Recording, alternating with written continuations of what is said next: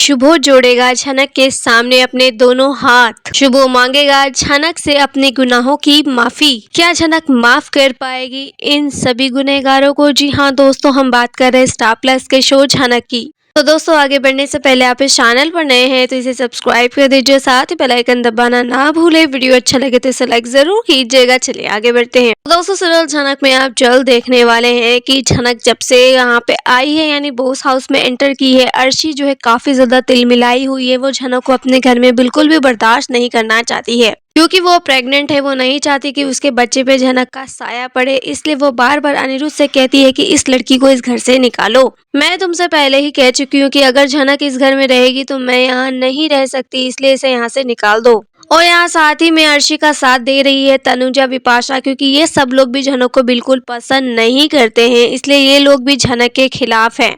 लेकिन यहाँ छोटा ने सबको मना कर देता है और कहता है कि झनक यहाँ से कभी नहीं जाएगी, यानी झनक का जब तक मन करेगा वो यहीं पे रहेगी। इसमें अनिरुद्ध भी उनका साथ देता है। यहाँ पे छोटान कहता है कि आप सब लोग कोई नहीं होते हो झनक को यहाँ से निकालने वाले। अनिरुद्ध तो ये बात ऑलरेडी उन्हें समझा चुका है कि जब ये घर हमारा है ही नहीं तो हमारा कोई राइट नहीं है झनक को यहाँ से निकालने का। घर लालून के हिस्से में है, तो अगर वो झनक को रखना चाहता है तो वो रखेगा। आप सब लोग बीच में नहीं बोल सकते हैं। यहाँ पे अर्शी का मुंह बन जाता है, लेकिन वो झनक को अपनी नजरों के सामने नहीं देखना चाहती है। यहाँ पे अर्शी झनक को कहती है कि अगर तुम्हारी वजह से मुझे कुछ हुआ तो मैं तुम्हारे ऊपर मानहानि का केस दर्ज कर दूंगी, इसलिए तुम यहाँ से चली जाओ। वैसे देखा जाए दोस्तों तो झनक के ऊपर सब लोग पड़े हुए हैं। झनक का जीना हराम होने वाला है इस घर में रहने के लिए। साथ ही आप यहाँ देखेंगे कि झनक के ऊपर सब लोग तो चिल्ला ही रहे होते हैं। यहाँ दादी माँ भी झनक के ऊपर चिल्ला रही होती है, लेकिन वो झनक को यहाँ से जाने के लिए नहीं कहने वाली है। वो ऐसा इसलिए करती है क्योंकि शुभो ने कहा था कि वो झनक से माफी मांगना चाहता है।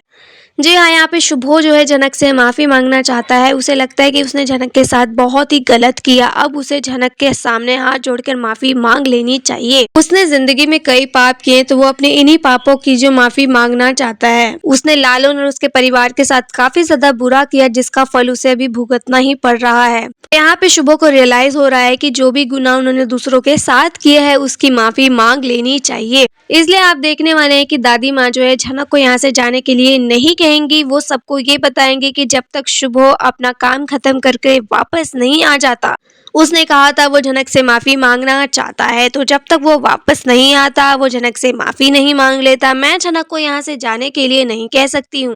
यानी दादी माँ भी चाहती हैं कि झनक अभी थोड़े टाइम के लिए यहाँ पे रुके। लेकिन जोरों शोरों से घर में ये बातें चल रही है कि झनक आखिर रहेगी कहाँ, क्योंकि झनक यहाँ ज्यादा समय तक बॉस हाउस में नहीं रह सकती है। झनक जब जब बॉस हाउस में रहती है प्रॉब्लम ही प्रॉब्लम क्रिएट हो जाती है, और अभी सबसे ज्यादा प्रॉब्लम क्रिएट करने वाली है अर्शी मुखर्जी। जी हाँ, क्योंकि वो है प्रेग्नेंट, तो अपने बच्चे का नाटक करके वो झनक के सामने तमाशा क्रिएट करने की कोशिश करेगी और सबको यह रियलाइज कराने की कोशिश करेगी कि अगर झनक यहाँ रुकेगी तो मैं यहाँ नहीं रुकूंगी। और वैसे भी अगर यहाँ पे अर्शी मुखर्जी बॉस हाउस कर छोड़कर चली गई तो वो कहाँ रहेगी? जी हाँ दोस्तों, ये सबसे बड़ा सवाल है, क्योंकि अभी तो उसने अपने माँ से भी रिश्ते नाते तोड़ दिए हैं। यहाँ पे अर्शी मुखर्जी काफी ज्यादा जेलस फील कर रही है, क्योंकि यहाँ पे सृष्टि मुखर्जी जो है अपने रंग काफी ज्यादा बदल चुकी है। जी हाँ, जब से यहाँ पे सृष्टि मुखर्जी में इतना बड़ा बदलाव आया है, किसी को विश्वास नहीं हो रहा कि अचानक से सृष्टि मुखर्जी के अंदर ममता कहाँ से जाग गई। झनक को नापसंद करती थी, नफरत करती थी वो, और अब झनक के लिए इतनी ममता उमड़ रही है। इनफैक्ट वो अर्शी को डांट रही है कि तुम झनक के बारे में बुरा मत बोलो, वो मेरी बेटी है। झनक बस एक बार मुझे मिल जाए, मैं अपनी गुनाहों की माफी मांग लूंगी। इनफैक्ट आप देखने वाले हैं कि जब झनक बॉस हाउस पहुंचती है और सृष्टि मुखर्जी को ये खबर लगती है कि झनक बॉस हाउस आ गई है,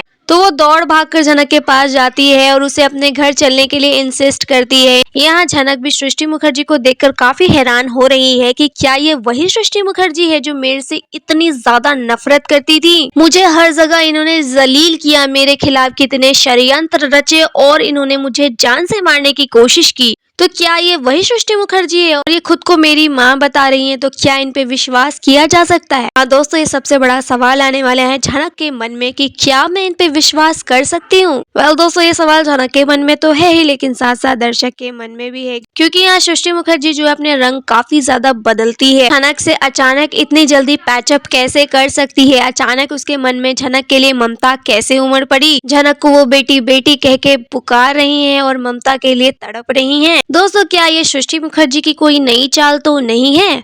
क्योंकि सृष्टि मुखर्जी इस शो में खाली षड्यंत्र और चाल ही तो रचती हुई नजर आई है। तो क्या पता ये उसकी एक नई चाल हो। जी हाँ दोस्तों, ये सृष्टि मुखर्जी की एक नई चाल हो सकती है, क्योंकि वो झनक को कभी भी अपना नहीं मान सकती है। और इस शो की सबसे बड़ी विलन तो सृष्टि मुखर्जी है। उसने ही तो यहाँ पे अर्शी के मन में झनक के खिलाफ गलत गलत बातें रखी, यानी झनक के खिलाफ जेलेसी फैक्टर बढ़ाया, जिस कारण यहाँ पे अर्शी मुखर्जी भी झनक से नफरत करने लग गई, अपनी बहन से नफरत करने लग गई। और सबको यहाँ भड़काने वाली सिर्फ और सिर्फ सृष्टि मुखर्जी ही है। तो अब वो अचानक से बदल गई है, जिस बात को कोई भी डाइजेस्ट नहीं कर पा रहा है।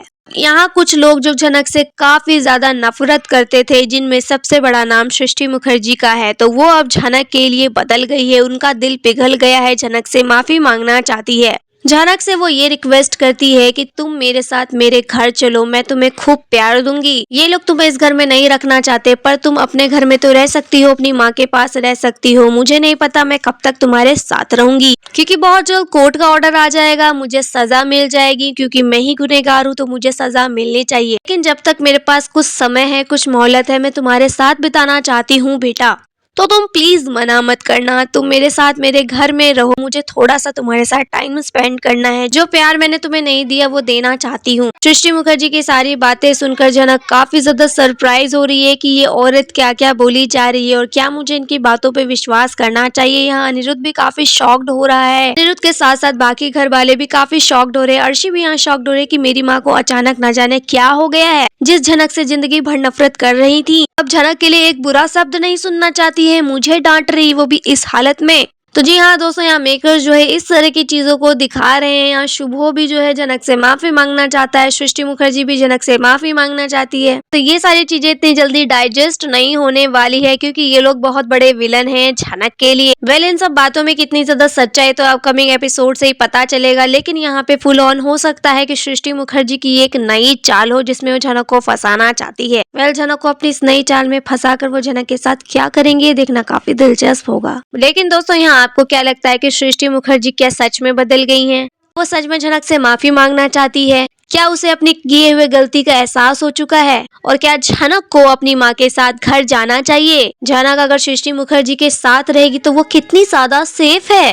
तो दोस्तों, फिलहाल यहाँ आपकी जो भी राय है आप हमें कमेंट में बताइए। वीडियो अच्छा लगे तो इसे लाइक कीजिए, सब्सक्राइब कीजिए फॉर मोर अपडेट्स। धन्यवाद।